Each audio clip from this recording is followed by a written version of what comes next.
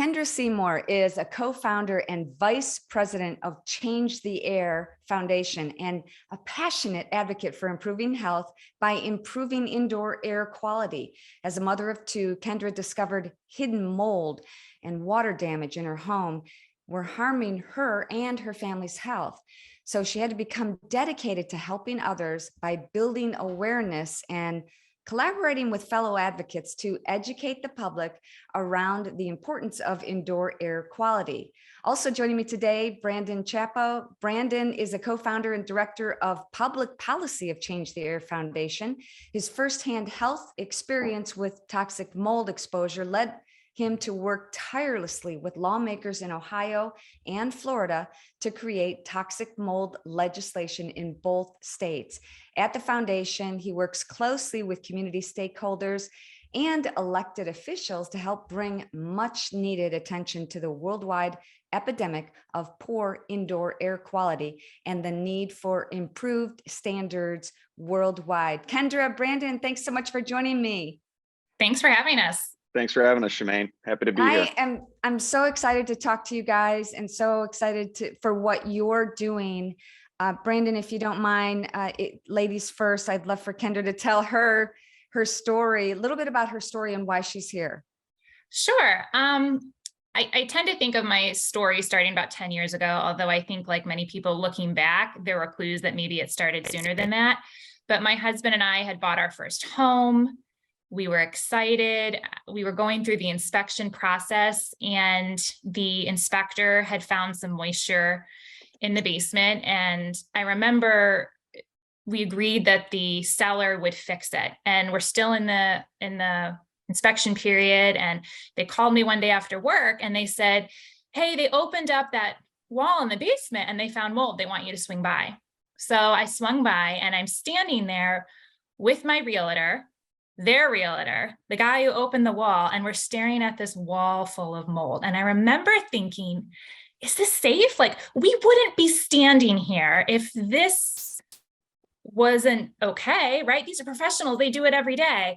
And of course, now we know that that probably wasn't the safest solution. And they fixed it. We moved into the home. It was a flip. There were so many problems once we moved in. And fast forward, I get pregnant with our first child. I'm 8 months pregnant. And there's a little stain in the ceiling. And I am on bed rest. I am, very pregnant. It's the summer. I call our licensed contractor and I said, can you come take a look at this? He's like, yeah, it's probably a leak. I'll open it up. I'm like, okay, great. Like if you find mold, he's like, it's a small shower, no big deal. The government says less than 10 square feet, you can just rip it out. And I'm like, okay, whatever the rules are, whatever the laws are, I trust you, you're licensed. We know that, again, that's problematic now. But at the time, I was trusting the professionals, just like when we bought the house. And fast forward, and now I bring home our second child and I'm cooking dinner one day and I look up and there's a tiny stain again, size of a quarter. And this time I'm thinking, you know what? I have these young children. I don't know if I want to open this up. Something in my mom gut was screaming like, don't just rush into this. So I called a plumber and I was like, hey, what's my next step? And she said, don't worry about it. The plumber will come in, he'll open up the ceiling, he'll fix the leak. If there's mold, he'll just work around it. We do it all the time. And I was like, I don't know about this. So, a little wiser now after years of doing this, I call a mold remediation company who was a godsend. They ended up being wonderful. And the woman who answered the phone, I'll never forget this. She said, honey, I'm not your first call. Your first call is to an IEP. And I went, what's an IEP? That's an indoor environmental professional. And that was my crash course into all things mold and indoor air quality. And this is years now that have gone by and we got the house and we did it right. And I still wasn't making the connection that some of our symptoms were perhaps connected or made worse by our indoor environment. The process, it took me a while to connect the dots, but eventually we did. And we made, in this journey, lots of mistakes. And so if you're listening and you've been there and you've handled something poorly, you move on, right? It happened, you you learn from it and you make the next best choice for you and your family. And, we're doing much better today, but we are much more conscious and aware of what's in our air and our water and our food, because till this day, I have found that no one will care about my health or my home as much as me. And that is why I was so excited to be part of Change the Air Foundation, because it's all about empowering you to be your own advocate. At its core, we want you to have control over what happens to your home and your body and those things. So that's kind of the high level view of our story. It wasn't easy, but we're here. Well, I think that's the message, is there is hope. Sorry, my dog just came in to check on, see what I'm doing. So if suddenly something tips over, that's why. So how long ago was this, Kendra? So this was 2010, I want to say. So it was a while ago. And I know your journey started even longer ago. I didn't feel like there were a lot of resources available. Fortunately, in the last several years, there's more and more speaking out about this and more groups and better information. But we still have a long way to go, I think, as a country. Yeah, we do. Well, I'm so sorry for what you went through. The only silver lining is that you're here and you're educating others. And that's really important. I want to circle back to you, and I've got some more questions for you, but I don't want to leave Brandon hanging. Brandon, tell us a little bit about your story and why you're here. Yeah, thanks, Shemaine. My story started in the late summer of 2019. I was living in a flipped home, which was a rental in Cleveland, Ohio at the time. And I had been living there for just about a year. And out of nowhere, my health began to degrade severely. Neurological issues, gastrointestinal issues, dizziness, cognitive decline, etc. Just to give a little bit more background, I was a former air traffic control specialist with the FAA. So these symptoms were highly alarming and unusual for me because we had to hold a Class 2 airman medical. So thankfully, I had the world-renowned Cleveland Clinic in my backyard, and university hospital systems continuously went to physician after physician, continuously got the, imaging's normal, blood work's normal. We don't know what's wrong. We're going to refer you out to somebody else. And meanwhile, I ended up living there for an additional year while my health continued to decline rapidly. It wasn't until I got really lucky by talking to a physician at the Cleveland Clinic in their functional medicine department, where she was the first doctor out of countless to ask me, tell me about the place you've been living in. It's the first time that one of the physicians thought to ask about my living environment. And I told her, because she was asking if, any musty odors, any water leaks, any water damage. And I said, well, yeah, down in the basement, which is where the HVAC systems were. And I'll never forget it. And Kendra's heard this story before, but she stopped typing her notes up and she looked at me and she said, so tell me why this isn't a good story for mold. And that changed my whole life. It changed everything. I quickly began to realize how many people in Ohio, individuals and families, were devastated by this, suffering. I looked into the laws, into the information that was on the Ohio Health Department, barely anything. And that's what led me to contact my state representatives and try to do something, have a positive impact out of my life completely falling apart. And that's where State Representative Joe Miller and his staff, and also House Minority Leader Allison Rousseau, who was a PhD in public health, wanted to do something about it. So we got House Bill 251, the Ohio Indoor Safe Air Act, up and running. It's being deliberated in the Ohio House Health Committee at the moment.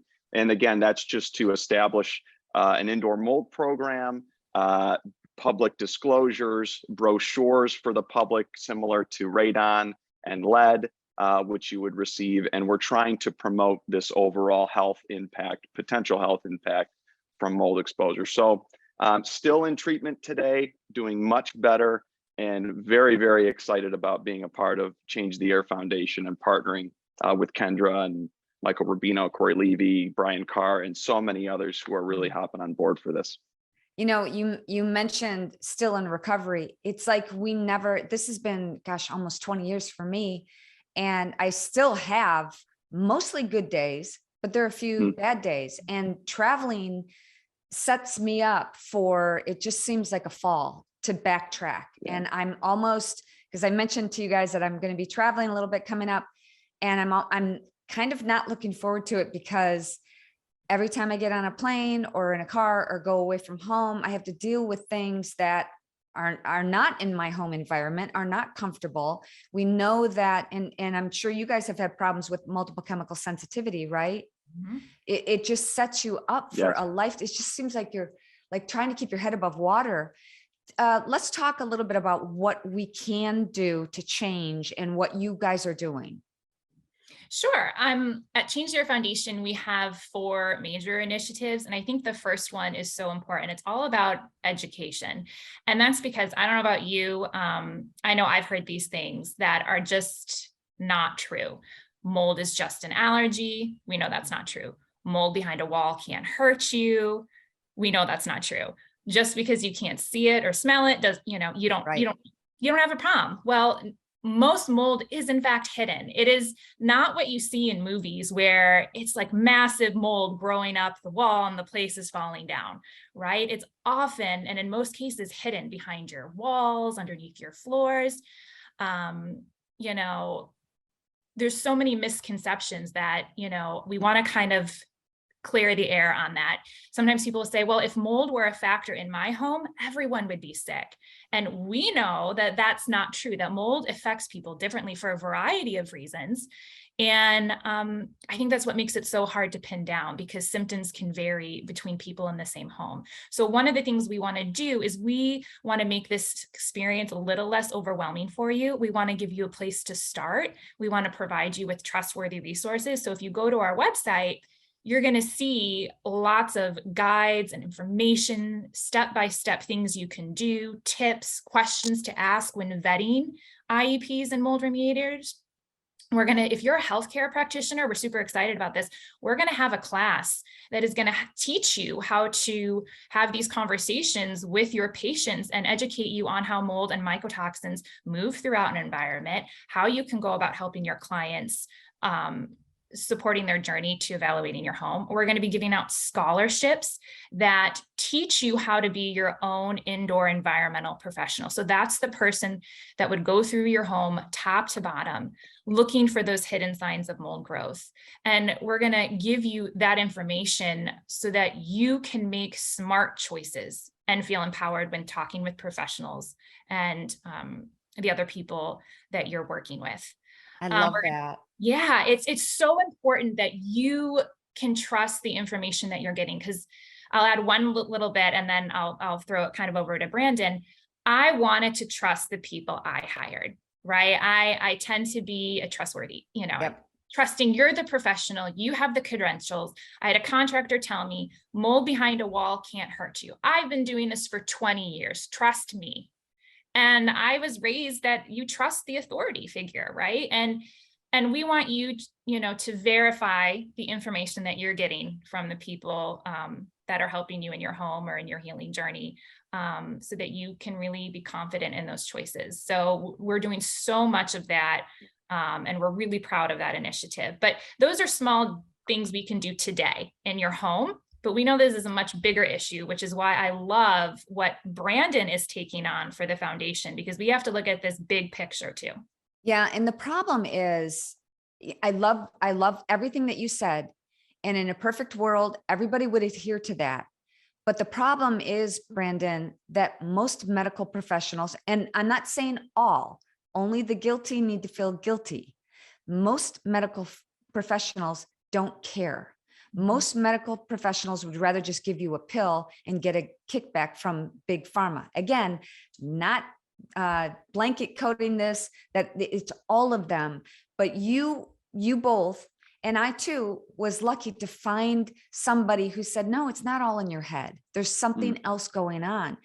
How do we change this, Brandon? How do we get people to care? Well, frankly, I completely agree with everything you're saying. I think a part of this, a big piece of this is, of course, getting our lawmakers, our elected officials, staff, government agencies, which are funded by the taxpayers, to begin to look into this, which is affecting so many people. I mean, the EPA, a survey they did said about close to 50% of all buildings in the survey had a current leak. You know, Joseph G. Allen at Harvard University, he wrote a book called Healthy Buildings. He asked us brilliantly, why are we ignoring the 90%? What he means by this is, why are we ignoring indoor air quality, which is where we're spending 90% of our time, in a home, school, hospital, grocery store, you name it. The federal level doesn't regulate indoor air quality. They only regulate outdoor air quality. So then that goes to the states. So one of the things in the initiatives, main initiatives we're going to be doing at Change the Air Foundation to try to spread awareness, and not just to lawmakers, but also to the physicians and the medical organizations within those states, is to focus on public policy. So that's educating the lawmakers and staff, advocating for updated laws, regulations, and policies within the U.S. To help ensure that everybody has the basic right to breathe clean air in every home and building. And so one of the things that I'm working on already, we're already hitting the ground running, is by working with state leads in a number of states across the country. And of course, I know, Shemaine, you and I are going to be endeavoring some things in Texas as well. So that's one thing that we can do. And then the other thing is, I think, you know, when we're talking about the physicians and the medical providers just not taking this seriously enough, they're not really reading the peer-reviewed published medical and scientific literature, which already exists. So one of the things, another initiative at the foundation we're going to be doing is supporting research. And we're actually in process working with an amazing, passionate mold survivor, David Fontaine. He just took over as our scientific advisory panel chair. And we're going to be supporting research and trying to answer key questions about the effects of indoor air quality and the pollutants within those buildings. We'd also like to partner with and provide grants for researchers and scientists and other medical professionals and organizations who want to answer these key questions as well. So, you know, those are two main initiatives that we're going to be doing to try to help answer the question that you just asked, Shemaine.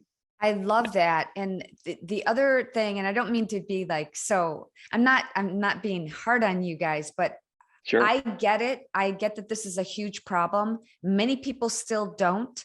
Many medical professionals, many building contractors, many plumbers, everything that has to do with the building industry, they don't think it's a big problem. And then here's the big issue. The biggest issue, I think, there's no accountability. Mm-hmm. So until we have accountability, and, you know, honestly, I got sick and almost died from toxic mold between the walls of my home. And I think it's a life-threatening situation for me. And if you do it to me again, isn't that a death threat? I'm just saying, how are these builders not being accountable for what the faulty workmanship that they're providing? And our families, our precious children are living in these homes. You're setting them up for a lifetime of illness, and nobody's accountable. Yeah, I couldn't agree more. I've said it before, you know, we live with the consequences if the contractor messes up, if the remediation they walk free. Right. And we're the one, when the doctor, he sees you for 15 minutes and sends you home, and then you're the one suffering or watching your children suffering. I don't talk about it a lot, but my children were the main reason where I had to wake up and say, I have to control this or we're not going to get better. And this is an interesting fact. I live in the state of Virginia. Virginia is one of the worst states to live in. We have zero regulation. This is what it takes to become a mold remediator in the state of Virginia. Essentially, I could go to bed tonight, wake up tomorrow, call myself a mold remediator. Exactly. There's no licensing. There's no requirements. We're a buyer beware state. Like this is at the root of the problem. I think that's part of the reason too why, you know, when we were coming together to think about the foundation is, yes, we can empower people today, tomorrow, those little choices, who they hire. And maybe we can start to shift the market in the sense that people are demanding more from these companies. They're demanding better. Right? My health is at stake here. Stop doing things cosmetically. That's how remediation and water damage were dealt with in the past. It was cosmetic. We'll paint over it. We'll spray. And And it's that's not happening so often in military housing. okay. Yeah. And, Yeah. you know, it really starts also, I see accountability starting with a lot of these home improvement shows, Mhm. not calling out Yeah. that one specifically, Right. but nobody's talking about this issue. They're just flipping houses. They're making them look pretty, slapping some paint on them. I remember watching one popular improvement show that noticed that they pulled up the carpeting, noticed there was mold underneath there, and they said, if we're going to go, if we're going to fix this, we're going to go over budget by tens of thousands of dollars. So I continued to watch the program like, okay, I can't wait to see how they're going to do it. They got to acknowledge that this is a problem. I want to see what they're going to do. They never addressed it again, and they came in under budget. It's all about, you know, sadly, a quick fix. And then what happens is that the consumer ends up suffering because somebody else is trying to cut corners and make more money. Mhm. Yeah. And like, how much is your health worth to you? You know, Yeah. I mean, I'm still dealing with the Yep. ramifications of that financially 3 years on. And had I been empowered and understood where I was living and what effect that could have on me, I mean, I would be so much further ahead now. And I think that's one of the things we're trying to do at the foundation is to give people access to those resources and to that Good. information so that they don't have to live what the three of us have already lived through. And And that's an important point. so many more. You know, when Yeah. I was growing up, it's not like I went, hey, I want to be the mold lady when I Right. grow up. I want to tell people about more, you know, it's not on our radar. You each had different plans. So did Yeah. I. And yet I do feel, you know, I want to wrap this up with just a brief discussion about hope. I get so many emails and notifications on social media that people are desperate. They feel backed into a corner, and rightly so. Yeah. It costs a lot of money to get these tests done. It costs a lot of money to move. It costs a lot of money to get treatment, health treatment. And you get into a situation where like you're on that little habit trail, like you can't get off. You know, your kids are sick, they need medication. Okay, you're going to move out at some point. Where are you going to go? But I want to express profusely, there is hope. I'm living proof that the human body has an amazing ability to heal and recover. But I also think, and I'd like to get your brief comments about this too. For me, this feels like spiritual warfare. It feels like God has been moving me in this direction to try to educate people. Again, not what I wanted to talk about, not, you know, in my life. I have better things to do. I've got my 3 dogs here that are waiting for me to take them out for a walk and so many other things.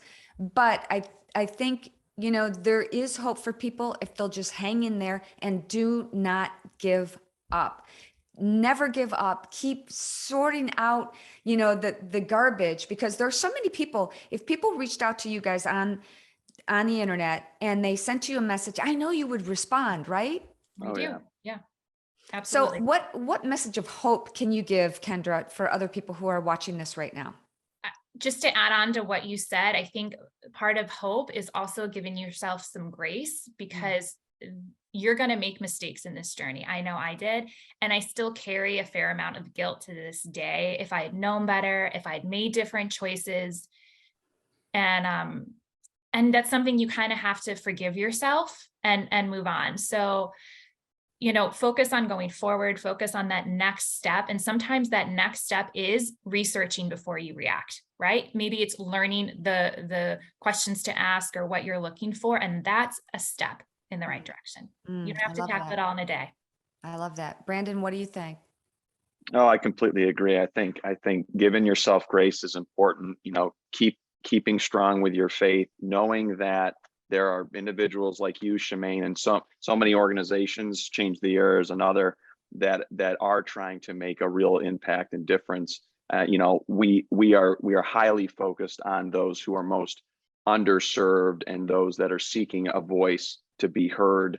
That's incredibly important to us. We've lived it. We won't give up and stop until this changes. And so if you want more information, come to www.changetheairfoundation.org.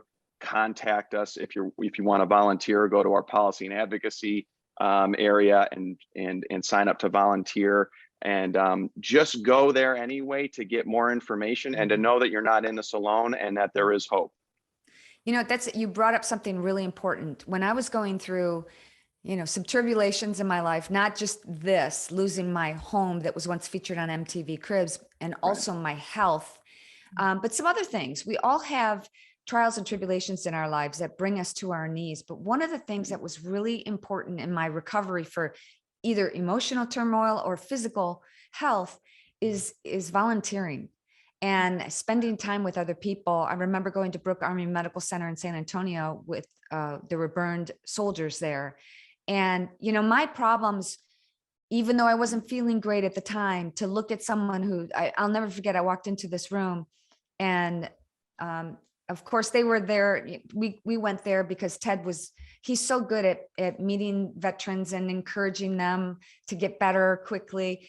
And I remember walking into one room and there was this beautiful woman. I saw her just from the side of her face, just beautiful. I'm like, wow, I wonder what injuries she had.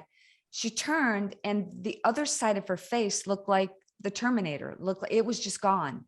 And I remember like,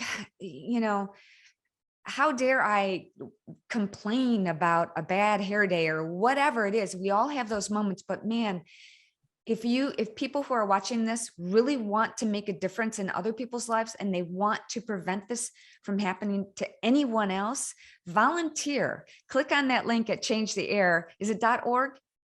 Yes. changetheair.org, because it will change your life too by focusing on the needs of other people. And especially if you've experienced this devastating effect that mold has had on your life, I know that helping somebody else in need can make a huge difference. Absolutely. Awesome. Completely agree. Thank you guys so much for joining me. I'm going to be clicking on that link right away, and I can't wait to work with you in the future because we are going to change the air, aren't we? Love that. Thank you And so change much. the world. Yes, That's we are. right. That's right. All right, guys. Thank you. Have Shemaine. a great day. Take care. You too. Bye.